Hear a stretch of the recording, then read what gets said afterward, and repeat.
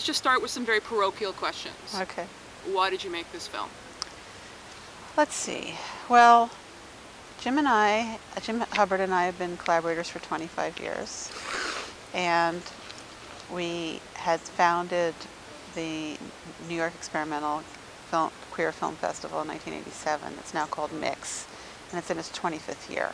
So we've had experience of doing these huge projects that are institution building.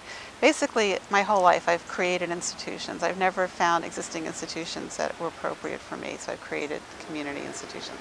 And Mix was one of them. And then in 2001, it was the 20th anniversary of AIDS, and I was in a little rental car in LA, a little white rental car driving around. And NPR had this program, and they said, at first America was afraid of people with AIDS, but then they came around. And I thought, no, that's not what happened. What happened is that thousands of people fought until the day they died to force this country to change against its will. So I suddenly realized that what all my dead friends had done was being falsely naturalized out of existence and being replaced with this conceit that the dominant culture is so benevolent that they just, on some kind of evolutionary model, just get better. And I absolutely realized that if I didn't do something about it, nothing was going to be done. So Jim and I talked, and we decided that we would create an oral history project where we would interview surviving members of ACT UP New York. And we started out very humbly. We wanted to get a camera, and I think we wrote a grant for $25,000. And someone at the Ford Foundation, Urvashi Vad, who is a well-known leader of the LGBT movement in the United States, happened to be working there at the time, and she knew us from the past, from when she was at the National Gay Task Force and all kinds of interesting queer politics, and she knew that we were reliable people who would complete our task. So she advised us to rewrite our grant, to ask for more money, and we ended up getting $300,000. So it was really because an insider in funding had a vision and knew that we were reliable, that this whole thing started. It wasn't even our vision, really. We started very small. So we got like the best software, the best cameras. You know, it's very hard because things get outmoded very quickly now. I mean, now everything's HD, but then it wasn't, you know, this is 2001. And we started conducting these interviews. And we studied some Holocaust interviews as models. We looked at the Shoah project, the Spielberg project, and we totally rejected that as a model because they asked everyone the same questions. And the whole focus was on, I think that the focus of the Spielberg project was to refute Holocaust revisionism because the focus of the questions were on the trauma itself. But then we saw a small family, the Fortunoff family has a small Holocaust archive that's at Yale. That was quite different because it was focused on who people were before. And that really appealed to us. So we started interviewing people, and we used these 40-minute microcassettes. And I conducted all the interviews. And the idea in the first 40 minutes was to find out who they were before they came to ACT UP. And these interviews range now we've conducted 128. They range from about an hour and a half to 4 hours. And I've conducted all but 2.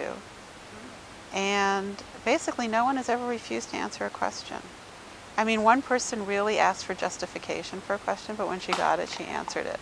But for the most part, it's been a very honest conversation with everyone. Mm-hmm. So one of the things that we wanted to find out was, what do these people have in common? And a lot of our assumptions were wrong. I mean, first we thought, oh, maybe they all come from some kind of background of social responsibility or community participation. That was not true. Mm. And they had nothing in common in terms of experience of activism. Many people had never done a thing before they came to ACT UP. And they had nothing in common in terms of AIDS. There were people who came to ACT UP that didn't know a single person who had AIDS. So as we were like, you know, crossing everything off the list of what do these people have in common, in year 8, we suddenly did an interview where it all came together. And we realized that it's characterological, not experiential. It's a kind of person. It's a kind of person who cannot sit still while a historic cataclysm is taking place. And they rise to the occasion, and then when it's over, they go back. And it's a historically consistent type of person.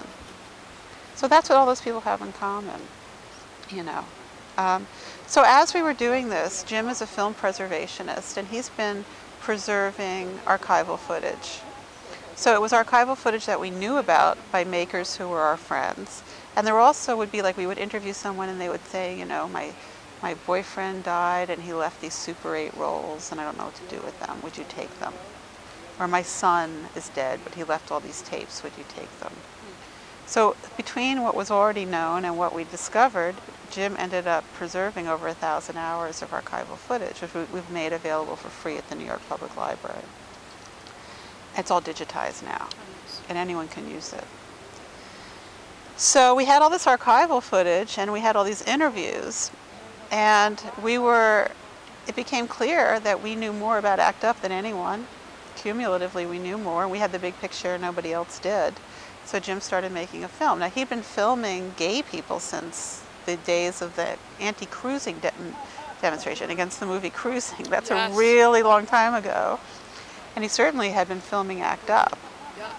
So you could say this film he'd been making it for 25 years. You could say that. There is some footage in it that he shot very early on Super 8. But one of the things that was interesting about digitizing all this footage is that the camcorder was sort of invented, you know, in the beginning of ACT UP. I mean, it was the first movement to have video activism, right? They kind of invented YouTube in a certain way. So in so when you look at the material that's shot from that time, it's all shot in different formats. So you have stuff that's shot in Super 8, that's shot in 16mm film, that's shot in Beta, that's shot in these old-fashioned video decks where you had one person carrying this huge deck and the other person with the boom, right? I mean, it's in all this stuff. There was no mechanism for shooting off a television set.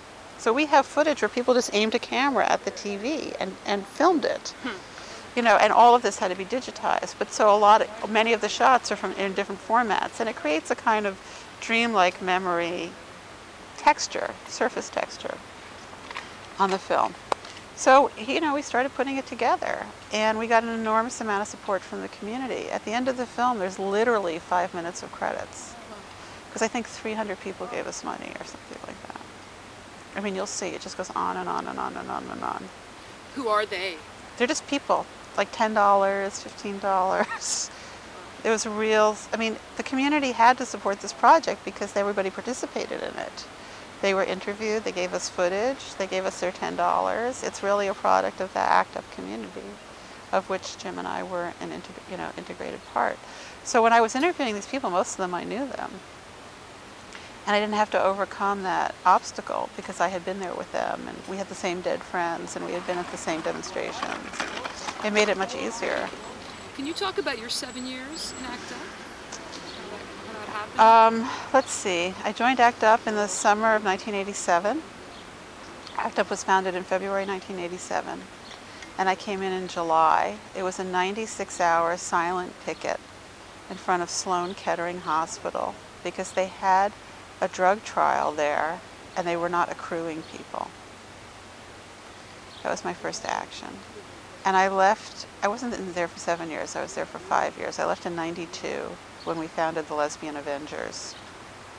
So 5 years in ACT UP. But I had been an AIDS reporter prior to ACT UP. So I had written on AIDS for the Village Voice, for the New York Native, for Gay Community News, for the Nation magazine, before ACT UP. So I was already involved in AIDS. You know, because the first 5 years there was no AIDS activist movement. 40,000 people died in the first 5 years of AIDS because it was so chaotic that they couldn't focus enough to realize that they needed to have a political response. You know, there was too much to be done, honestly.